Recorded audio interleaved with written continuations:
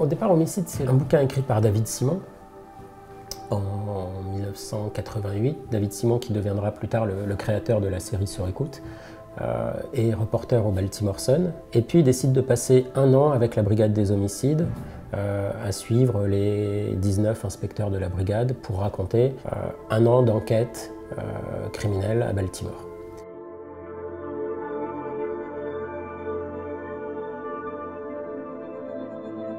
David Simon, dans son récit documentaire, abandonne complètement la première personne. Il essaye de donner voix à la voix collective des inspecteurs de la brigade. C'est des vraies affaires, des gens qui ont vraiment existé, et les flics et les victimes.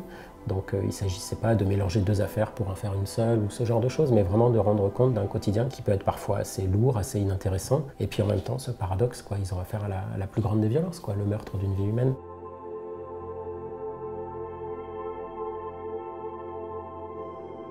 On a beaucoup échangé de mails avec David Simon pour que justement il m'aide à avoir des silhouettes qui correspondent aux personnages qui ont vraiment existé.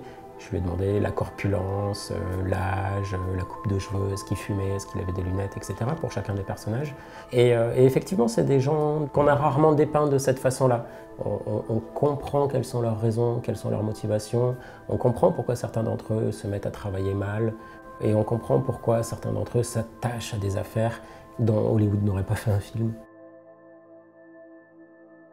Ces gens-là vivent un quotidien qui n'est pas fait de poursuites en voiture et d'échanges de coups de feu avec les brigands, parce que c'est pas ça du tout. Ils arrivent sur le terrain, les corps sont déjà tombés, quoi. Et ben, il faut épouser cette lenteur. J'avais une scène dans le livre qui consiste simplement à avoir le lieutenant de la brigade qui contemple le tableau sur lequel sont écrits les affaires en cours, dont les trois quarts ne sont pas élucidés. Et c'est une scène où il ne se passe rien, quoi. Il est face à ce tableau, et puis il y a des considérations générales sur la politique du chiffre, comment ça a modifié le travail des inspecteurs.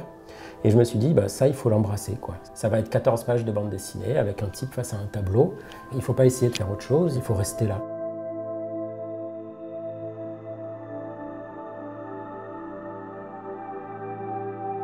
Mais ce contrepoint par rapport à la représentation hollywoodienne du travail de la police, moi, il m'a tout de suite parlé.